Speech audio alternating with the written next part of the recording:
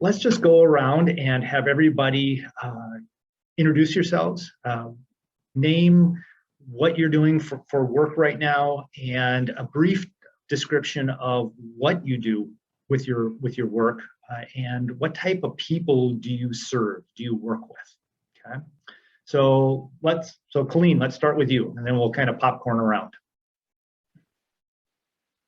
My name's Colleen. I work for Rock Valley Physical Therapy, which is in Rock Island, Illinois, so right on the border of Iowa and Illinois, in the region called the Quad Cities.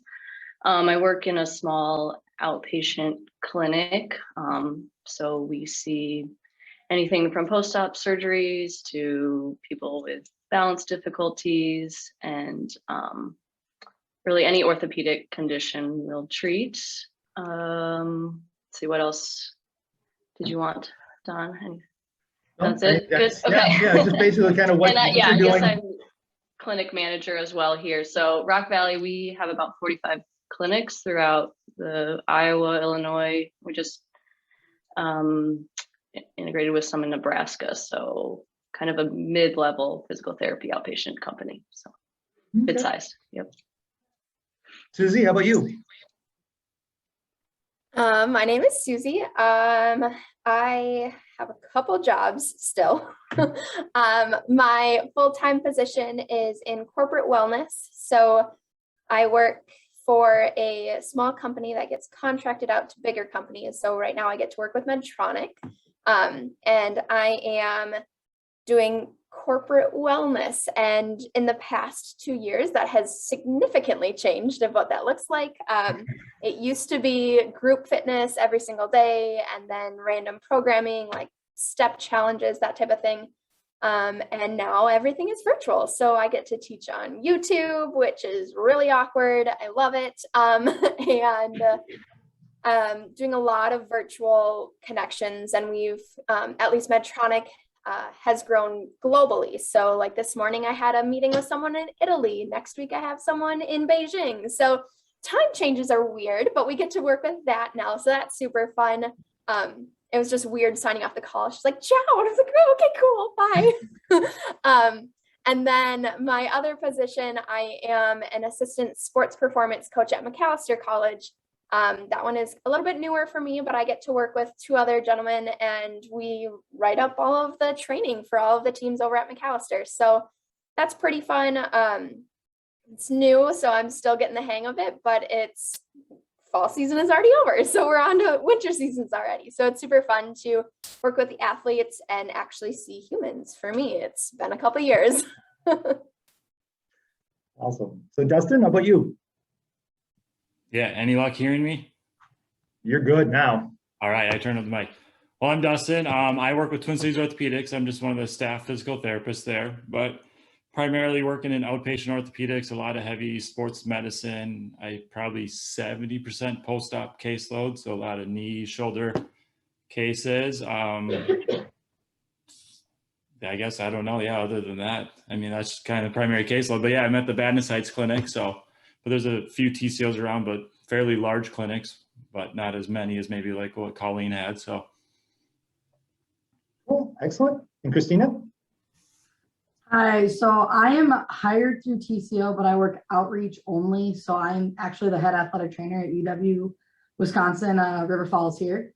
Since I'm an athletic trainer, my population is college athletes. I see we're a D3 in the WIAC, so the whole gamut of any sort of injuries that we have 17 sports.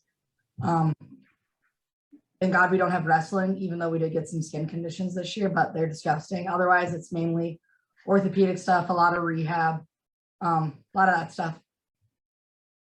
Awesome. All right, so what we'll do is start with a question. So the premise of the course that a number of the students are in this room is our introduction to exercise and health science. What we're trying to do in this course is have them start to envision what they want to do for a career in the health and exercise fields. And so I'm going to give you a couple of questions that are related, and feel free to respond to either one.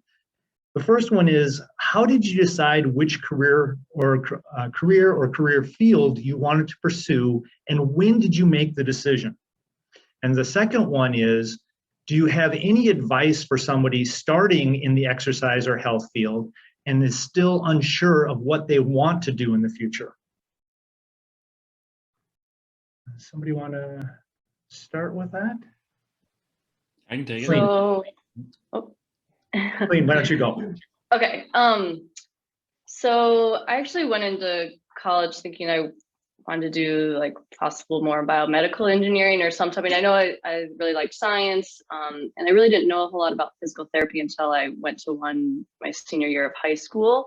And so that kind of sparked that interest. And then in college, meeting you, Don, with your previous career and getting involved in exercise science, as well as some other people I got to meet at school. And then I started observing the PT I went to like during winter break and stuff. And so that's kind of when I kind of switched. And then I think the biggest thing for advice, if you don't know what you want to do, is just reach out to people and really observe actual professions like during their daily work day. Like really get out and see what a daily work day is like and do it based on what your interests are, but it's a lot different than just in the books. So my advice. So Dustin, how about you? Yeah, I came into St. John's kind of having PT in my mind already, just because being in high school, I was going to PT quite a bit. But when I got to St. John's, I don't know if I truly decided probably till like sophomore, junior year, but that's when I really started shadowing. I knew I wanted something in the exercise science, health related, but I wanted hands-on as well. And I really was drawn to PT for that reason. But yeah, to kind of double down with what Colleen said, just a ton of shadowing. And a lot of different settings. I mean, you could go to one setting and be like, I love it. And you can go to another setting and be like, whoa, what is this? So there's really, I mean, just kind of spread out and go through all of it and just really make sure that it's something you're interested in and try a bunch of things that maybe you aren't interested in, because sometimes you'd be surprised in that regard. I can go next, I suppose. Yeah. I feel like I was a little bit different. I came into St. John's, wanting to do nursing. Didn't make it. So I kind of went towards more nutrition. I liked the nutrition content. I did not want to go into dietetics. So then that whole exercise science minor came in clutch, we'll say. And I loved all of that content. I'm sorry if you can hear my dog barking. She's going crazy in the backyard. I don't know why. But pretty much right after school, I actually went more kind of nutrition. I was a kitchen director at a Girl Scout camp for the summer. So I really I was in charge of like 300 girls' food, 3 meals, plus a couple snacks a day for the entire summer. Not going to recommend it. It was like 20-hour days, all summer long. And then I got out and I was doing Orange Theory Fitness. I was a coach at Orange Theory Fitness and I liked it. It was not, oh my gosh, it's poor dog. I liked Orange Theory. I liked the energy of Orange Theory, but I wasn't creating any of the programming. And the hours were weird. It was like either 4 a.m. in the morning or 4 in the afternoon. So it was just all over the place. So I was really hoping to find something that had a little bit more neutral hours and had a lot of more creativity possible. So that's kind of where I fell into Health Source Solutions and its corporate wellness. So I have that programming piece. I'm creating all of the classes that I'm teaching. I'm creating one-on-one personal programming for individuals and then giant programming for a lot of different people. So there's a lot in what I'm doing and I kind of stumbled into it, but I love it. I've been here for 5 years. So I took a little different path. I wanted to come in and be a neurosurgeon. I actually wanted to be Dr. Shepard from Grey's Anatomy. And then I graduated high school and realized I had 12 more years of school to do. And I thought, that's a terrible life. I had literally no idea what I wanted to do. I wanted to do something with the human body and not 12 years of college. So I spent a lot of time in Don's office asking for a lot of help. And then I actually got very, very concussed in one of our soccer games and had symptoms for 6 weeks. I was taking naps and hanging out in the athletic training room all the time. And it was kind of job shadowing, honestly. Like, honestly, I don't remember a ton of it with the whole concussion like thing, but details. Spent a ton of time in there though. Really found out that I loved hanging out with athletes. I got to do a ton of rehab with them. Like, I got to do a lot of what PTs do, but with athletes and not old people. So I could, be funnier and be a little more creative and push them a little more. And then just working with the college athletes, I would agree with Dustin and Colleen, especially shadowing. I shadowed at a PT clinic with someone doing a lot of post-op, and I was very, very bored all day. Like, it is not for me. I need an environment that's pretty much organized chaos, which is college athletics. So that worked out better for me in the long run. Shadow as much as you can, ask people questions, like just ask them the weird questions about their day-to-day and how they like it, and balance things would be my advice. Okay. So students that are in the room here too, if you do have questions, what we'll do is I'll kind of look up after I'm done with a round of questions. And if you have something that you want to ask, raise your hand and we'll call on you and we'll go from there, okay? All right, so the next question, see that I'm getting much older. I'm gonna have to put on my glasses here. It has to do with your experience at St. Ben's and St. John's.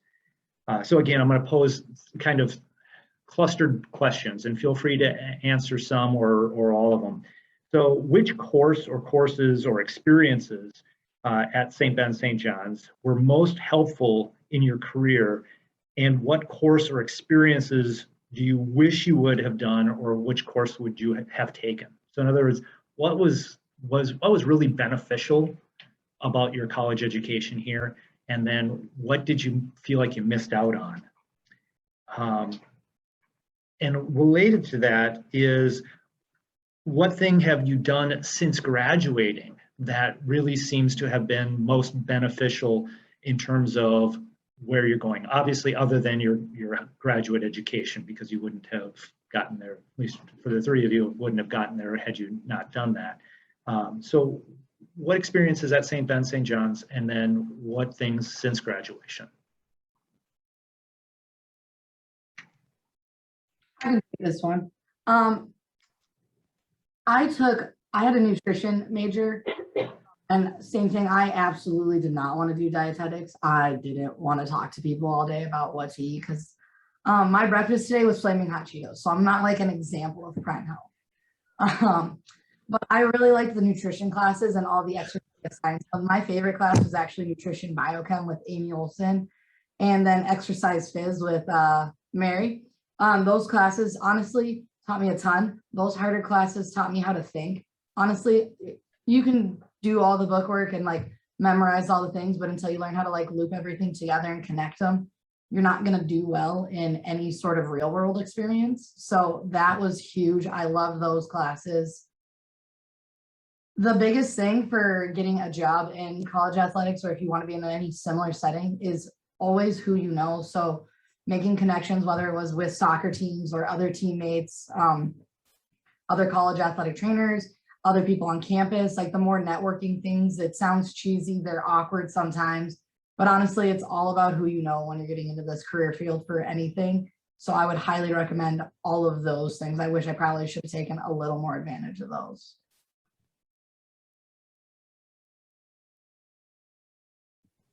I can jump in. Go for it. Go for it. Yeah, the classes that I probably rely on the most now from St. John's, I mean, PT in general, I feel like the foundation is built off anatomy. So as long as you have a really good understanding of anatomy and where things are and what's moving what, right? So that's where the physiology and kinesiology. I'll plug Don's strength and conditioning class and his kinesiology course, right? That's a lot of what we do. We get into a lot more biomechanics once you get into PT school, but it's a really good framework for understanding that. The other experience at St. John's was the pre-PT club. I remember joining that, and they had some different opportunities like this where you could bounce ideas, ask questions. That was always good. And then as far as my major, I kind of had a unique major. I was an integrative health sciences. So I got a little bit of like the nutritions, the bios, the psychs, the exercise science. So I kind of had I'm trying to think of a class. I'm like, oh, I wish I would have had that, but I kind of had every class, which was great. for going into PT school. So I don't know if I have any like regrets or like any class of like, oh, I wish I would have taken that. But then again, just like shadowing, and sometimes it's humbling. Sometimes you feel like you're in grad school, you're already doing that. You're like, well, I'm above shadowing, I shouldn't do that. But still shadow, make those connections, because the next time you apply or next time there's an opening, if you know someone, can reach out to that someone. They already have a face to the name, which is always helpful.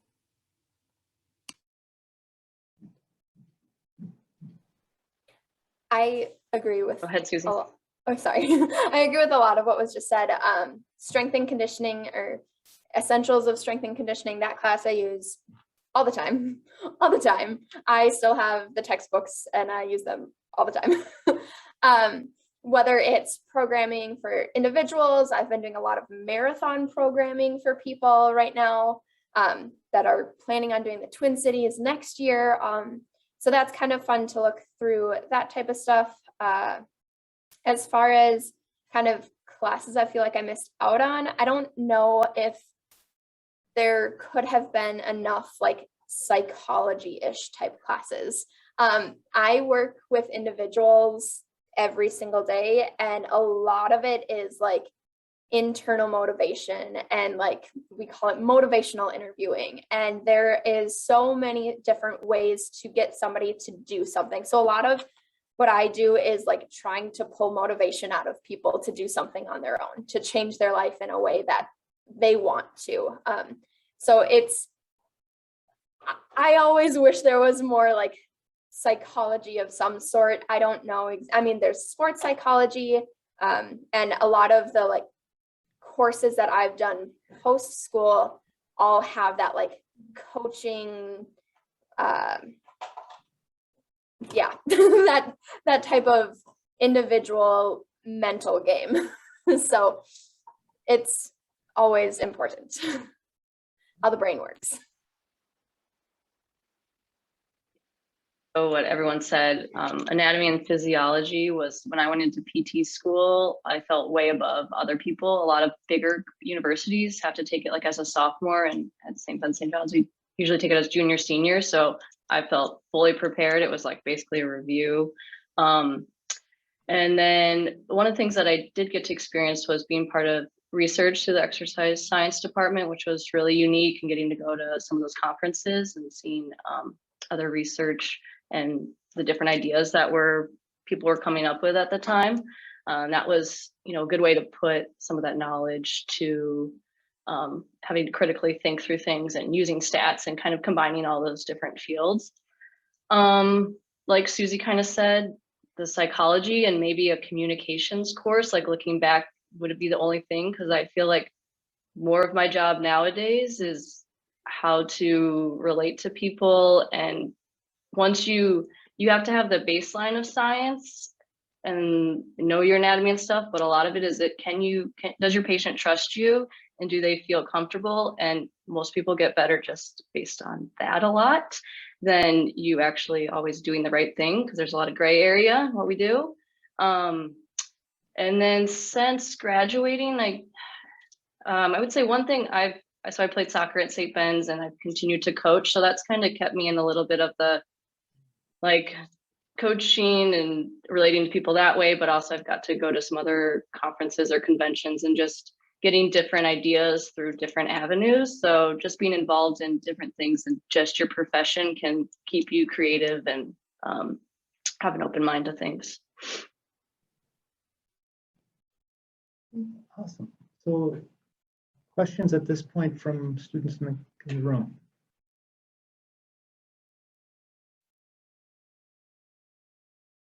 I'm not seeing any hands go up, so I have more, don't worry. So this is big. This is like life advice. While a student at St. Ben's and St. John's, what do you wish you would have known that you now know? Okay, so if you could go back and talk to your previous self, back when you were a first year, maybe, or sophomore or early on, what would you tell yourself back then?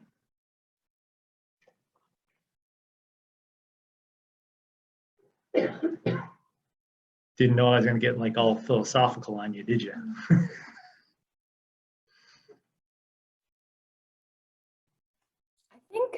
that experiences are everything.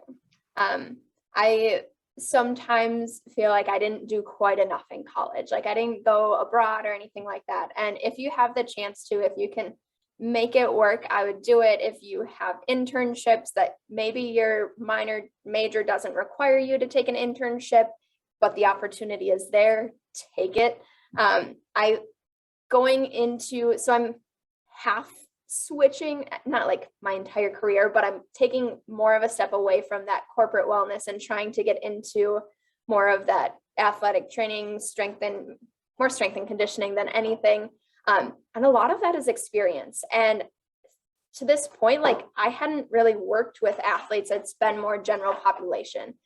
So as much as you can, getting experience with tons of different populations and taking chances and seeing different things. I mean, we said it in the last couple questions, like shadow as much as you can to figure out where you want to be. Because right now I feel like I'm in the field, I know what I'm doing, but that experience piece seems to be lacking. And so it's again, who do you know? How do you get around? And definitely learning a lot, and it's humbling sometimes, and that's okay. That's okay. You learn.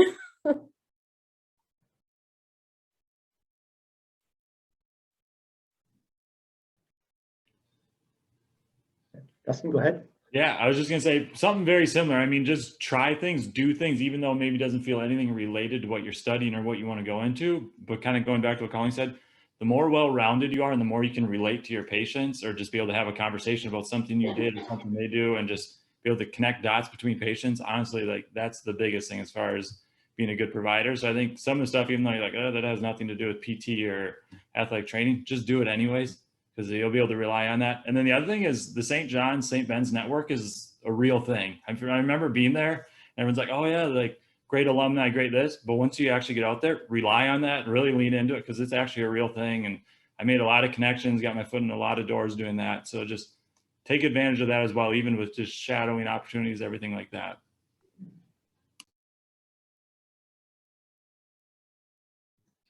Well, mine would have been different. Again, with the shadowing a network, I probably should have studied a little more, honestly. Probably paid a little more attention and written better notes because sometimes, I didn't really love reading textbooks. So sometimes when I need to go reference things in textbook, it takes forever to find them or I end up Googling it. So really, maybe like as you study, like keep a like organized system of books that are actually helpful and you want to keep, and not just books you want to keep because the bookstore is only going to give you $3 back for your 180 bio book. Like you're not going to need the bio book. You can Google that one, but like a good exercise phys book or a strength and conditioning book, that's going to help you more. So kind of like maybe gloss over. I probably would have told myself to read the books more, honestly, but a lot of shadowing, a lot of networking. I can't emphasize that enough. Honestly, the job I have right now is because my AD knew one of the admins at my last job and I got an interview for that reason. And then I sold myself. So no communications, again, knowing how to talk to people, relate to people. I know we all went into this because we love science and the human bodies, but every job you do everywhere is just relating to people. So building relationships.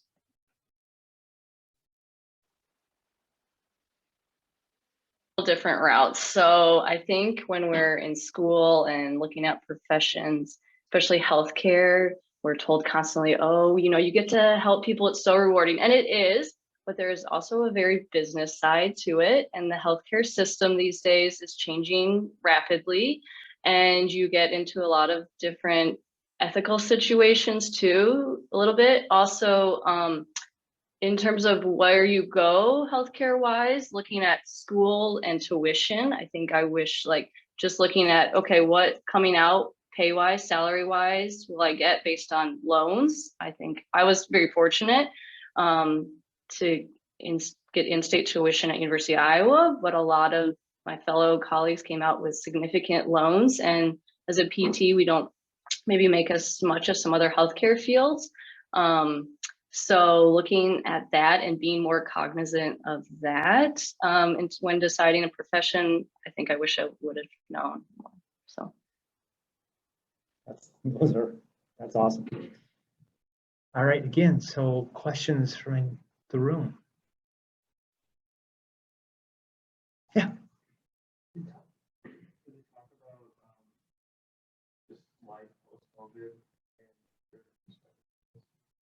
So the question is, how has COVID affected what you do? Are we starting to come out of that now, or where are you at with your practices? You know, I'll just take this one for the start. COVID's ruined college athletics a little bit. Last year, I was COVID police. As the head, I get to do all of the things that nobody else wants to. So we were doing COVID testing. We were contact tracing. I was the mask police. I think I was the most hated person in the building. I would just run around and tell people to put their masks on, passive aggressively give them masks. Like not a nice, like was nice, but like not a nice life that one year. A lot of contact tracing, tracking down COVID tests. The vaccines made it a little better. We have to test less now. But if you're an unvaccinated student athlete, you're getting tested 3 times a week. We are no longer COVID testing or contact tracing this year, but I have to look up on our testing website or find COVID test results 3 times a week for every coach, athlete, or anyone who's in contact with our kids on a daily basis that doesn't have the vaccine. So a lot of that, still doing some contact tracing, still shutting kids down, and then a huge return to play stuff. Last year was a little better because we didn't have as many sports and games, so we kind of had time to do all of that. In the spring, we really didn't, and this year we have full schedules. Like we have 404 athletes right now. For the first 3 months, there was me and 1 assistant covering everything, including football, which is wildly understaffed, and tracking down COVID and you know, yelling at kids to wear your mask, because if you don't want to get your team shut down, like, let's go. So COVID's made the job a lot more stressful than last year. It is getting a little better with vaccines. It's calmed down, but I don't see it getting any better anytime soon, honestly, in college athletics.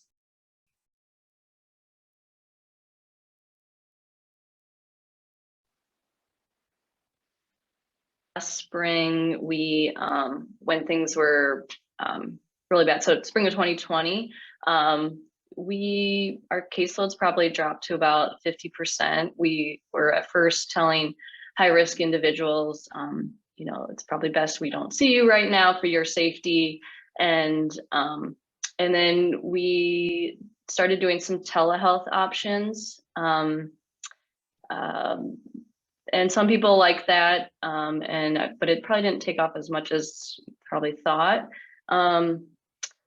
Let's see, then we made some adjustments to schedule. So some of our bigger clinics in the area would only have a certain number of staff so that there was more space between individuals and things like that. We were cleaning constantly everything after every patient, whatever was touched. We're still doing that, but I think with the vaccines and depending on the size of the clinics, people feel pretty safe. I mean, we're still wearing masks. So that's kind of where we're at. We're pretty much back to full capacity and was starting last year. I mean, this year's been pretty strong, a normal year, so. Yeah, in our clinic too, being that our caseload is a lot of post-ops, when they started shutting down all outpatient orthopedic surgeries, they got real slow. We have 10 therapists in our clinic and we were furloughed down to 3 at one point. So it kind of slowed down. Fortunately, I was able to work through all of it. And now we've actually kind of weathered the storm and we've actually hired 2 new PTs. So it's kind of come back in a bigger wave than what we've anticipated. So I guess we've recovered in that sense. But yeah, we were doing Zoom visits, which you can imagine how that would go, trying to do therapy through Zoom. I mean, a lot of what we do is hands-on and that just doesn't work. So more or less it's just answering questions, kind of just guiding them, just touching base. But that was a challenge, and Zoom always has its own challenges in and of itself. But other than that, I mean, I don't have to do a lot of the screening. Like, fortunately, patients coming in have already been screened, everything by the time they get back to me. So I don't have to passively aggressively give out the mask or anything like that. So that's kind of nice. But yeah, other than that, it's just a lot of cleaning in the gym. If you've been in a PT clinic, everyone's touching everything all the time. So it's just being a lot more aware of that and just kind of isolating and we have like a full-time staff now that just kind of cleans everything constantly. So a little bit different in that regard. And I think for me, I'm still working from home. So I haven't gone back into the wellness center. I've switched positions in the middle of everything too, so it's all over the place. But when I was on site, I was actually at Ecolab, and I was the only person in charge of the entire gym for all of the staff at that Ecolab location. So I was teaching classes, cleaning the equipment, one-on-ones, personal training, all that kind of stuff. COVID came and I had to learn how to technology, just in general, just like everybody else. So then my group fitness schedule went virtual. So it was YouTube Live or Teams. And then a lot of my one-on-ones went from like, hey, let's try and get you on this fitness program to all mental health all the time. So my job has gone pretty much from fitness oriented to mental health, holistic health, zeroed in 100%. So I've done in the past year, like a ton of different like webinars on sleep, on time management, on all of these things that I've had to basically, I come into companies and I get to help the employees figure out work-life balance. And the majority of them are still working from home. And so that work-life balance is completely askew and it won't really get back to a normal for a while. At this point, it's looking like we're not going back on site. Well, the business itself, so Medtronic did go back on site like September, but like 2 days out of the week. So it's a hybrid schedule to some degree. And all of the employees on site are getting really upset that the gym's not open, but the gym can't open until all of this. So we have to field a lot of those things, but we're for sure not opening until 2022. So it's just kind of a waiting game for me personally. I hate working from home. So for myself personally, it's even a mental battle of like, okay, I have to walk over to my garage, hang out in the garage all day and look at a computer screen. And I've always hated computers. Like I went into this job, this field, because I didn't want to be in front of a computer. And now my job is computer all the time. But I've gotten really good at going on YouTube Live and editing videos and creating videos and all sorts of, I feel like I'm a graphic design artist because of all of the stuff we have to make online. So it's a completely new job at this point is what I'm doing compared to what I was doing 2 years ago. So it's a weird thing for me. All right. So other questions from in the room?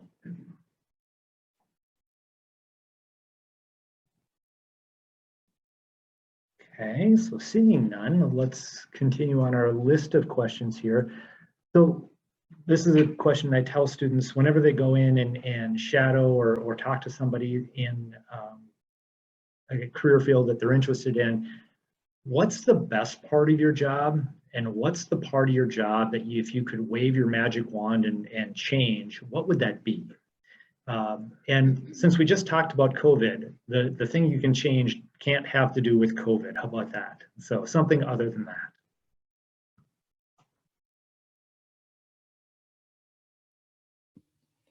I mean, I think the best thing is just helping patients, right? I mean, just being able to see a patient through a surgery or through a difficult time or an injury, whatever it is, and just being able to get them back to doing what they want to do and just being there with them to help celebrate that and have fun with them. That's probably the most rewarding part of it. But along the way is a lot of bumpy roads, right? They come in, everything hurts. I don't want to do anything. I didn't do anything at home. What are you going to do for me, right? It just kind of can tax you that way sometimes, right? Sometimes they expect a lot more from you than what you can give them. And so I think just that part is sometimes draining depending on your caseload or just where patients are at in their post-op recovery or any kind of recovery, is that it's hard, it's fatiguing, and it drains them, and they sometimes take that out on you, I guess. So that would be the hardest part, is just being able to stay positive and just work through that. But yeah, once you get to the finish lines and you really help them, it's rewarding. It's really fun being able to use all the things we've learned over the years and help someone get back to doing what they want to do.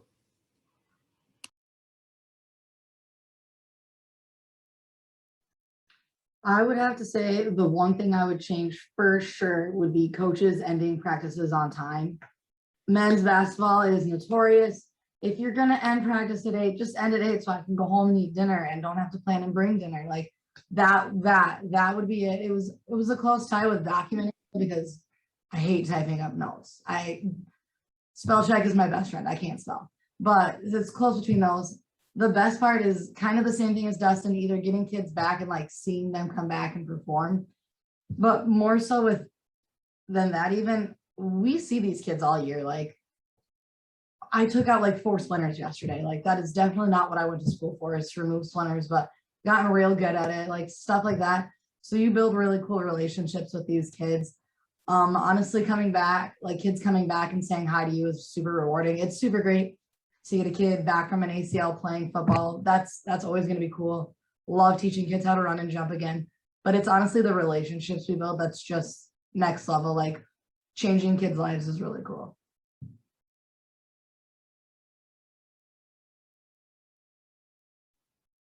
I would agree with that. It's relationships, 100%.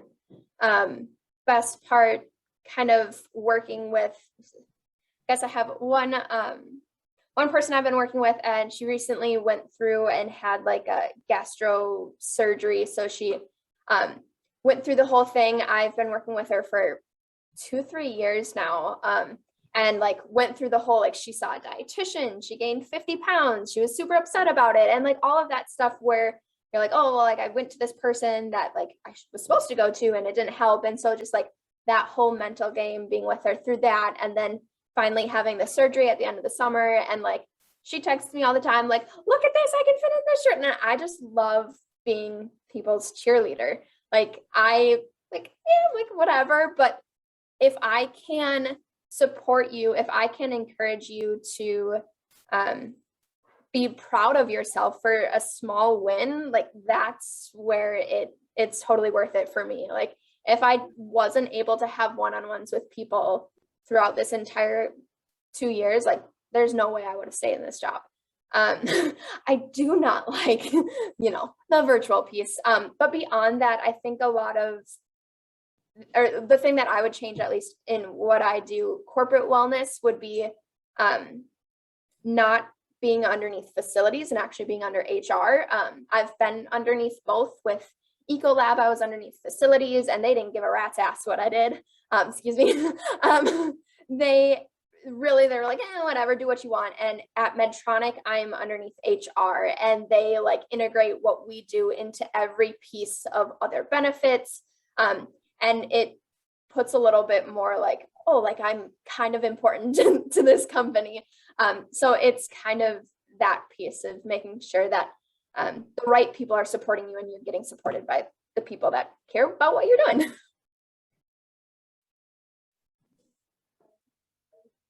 Yeah, I'll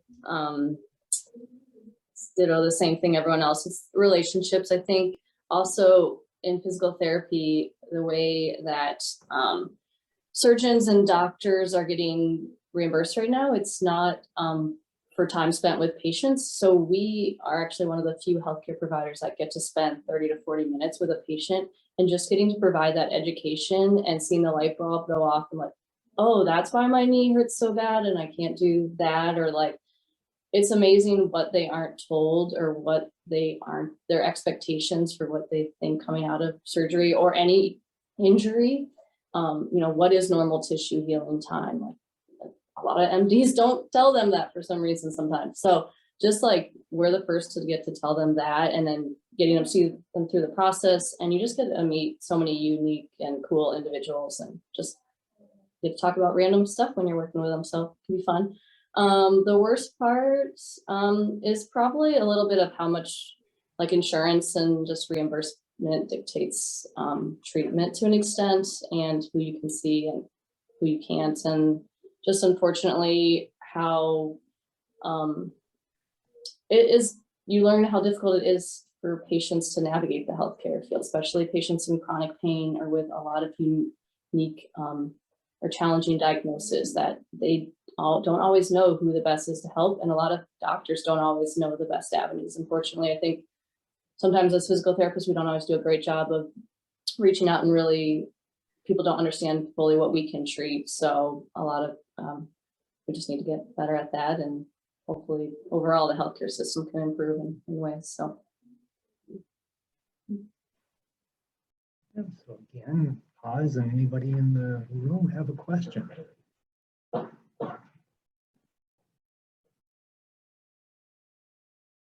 This is a quiet group, by the way. This is, of my 2 sections, this is by far the most quiet. So continuing on our list, and so maybe building a little bit off of what we just talked about in terms of best part and worst part, where do you see your career field going in the next 5 to 10 years? What changes are on the horizon that are either exciting or scary?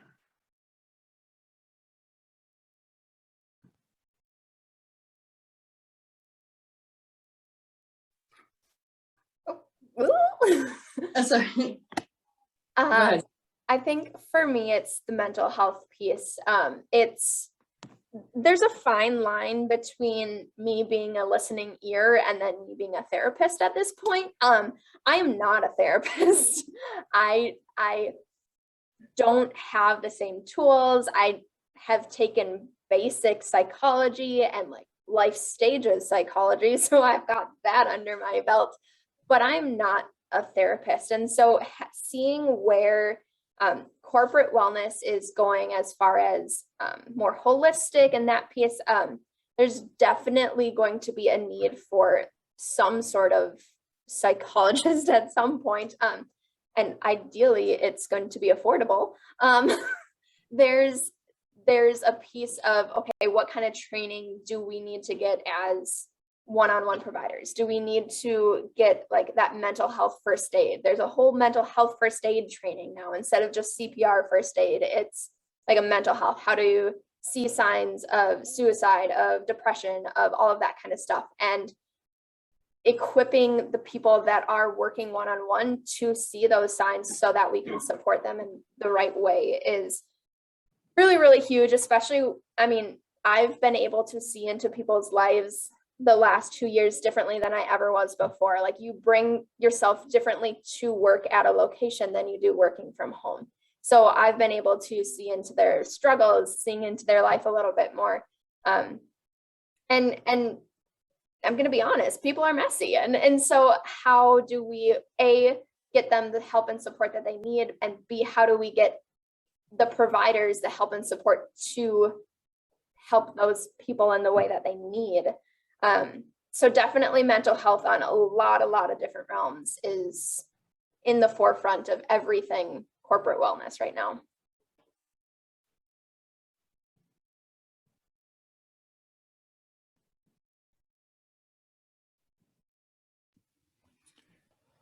I think the things that I guess are always on the horizon of like what's changing in PT, I feel like one of them is always, and then this is probably way more than you guys are curious to know about when you're just in school, but it's always just like the insurance side, the business side of it, like reimbursement, a lot of different things like that changes how we treat, when we treat, how long we treat, a lot of different things.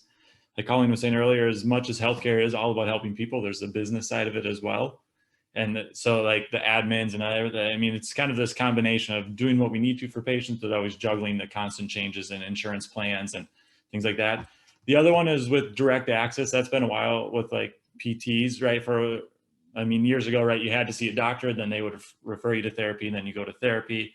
Whereas now it's changing a little bit where patients, we can be that first line. And it seems like that's slowly becoming more and more of an option where patients are like, oh, I sprained my ankle. I don't need to see a doctor. I can just go see a therapist.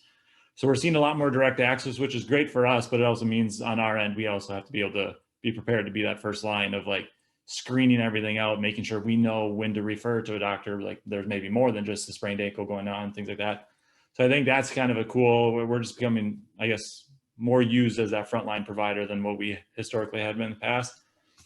Then I think it just in the orthopedic setting where I work, everything seems like it's marketing to be the biggest, the most glamorous, the coolest gyms, everything like that. And like, that's fun, but that's not all of it. I mean, you can treat a lot of different patients doing a lot of different things in the smallest clinics to the biggest clinics, but it's just, it seems like the orthopedic world is just like a race to who can have the coolest partnerships and the biggest gyms and everything like that. But don't get caught up in that. I mean, it's fun, but just know that treating patients, and there's a million ways you can treat them, is just kind of, I guess, the underlying principle of it all.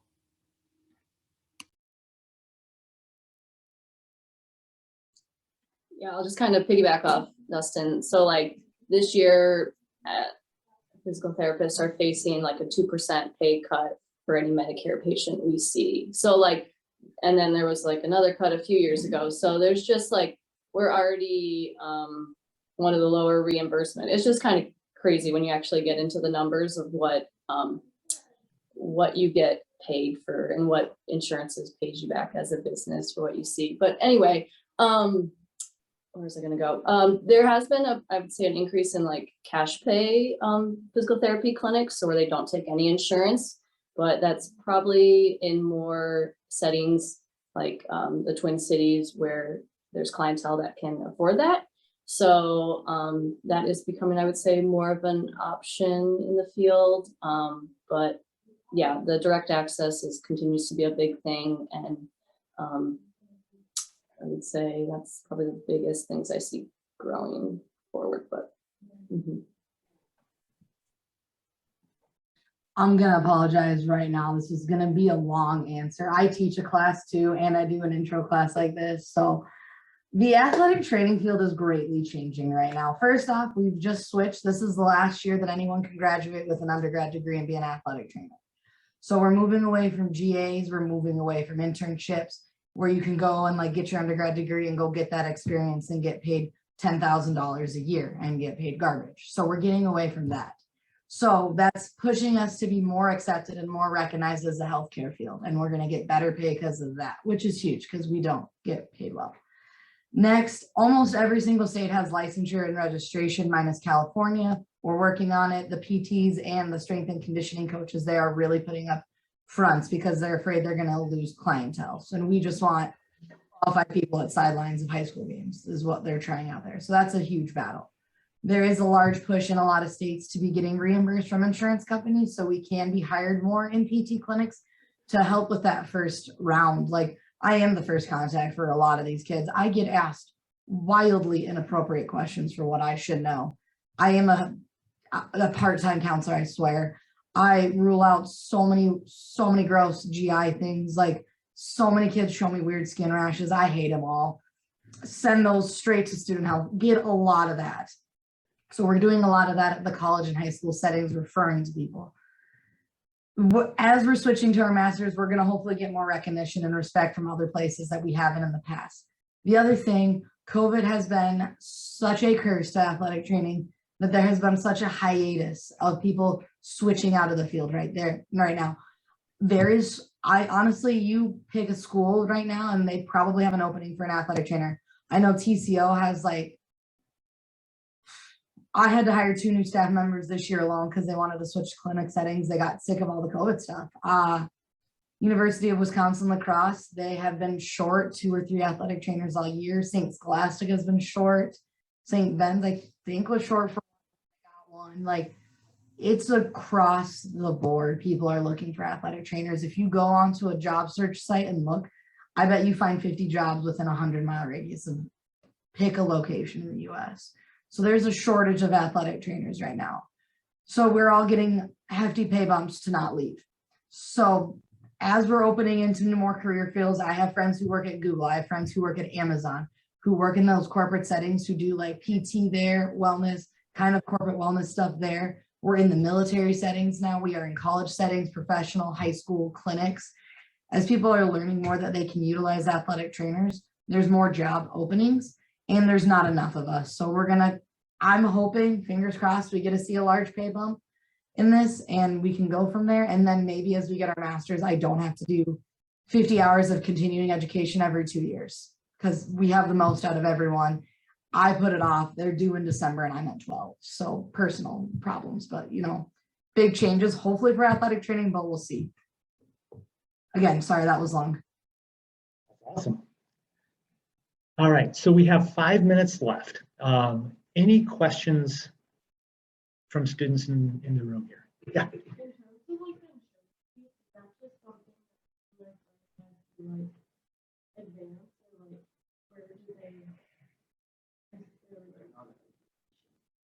So the question has to do with insurance and reimbursement. Where do you learn about that?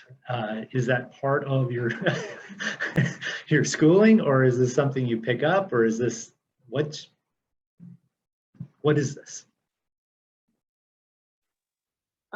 So yeah, we got some of it, the basics in PT school. So you learn,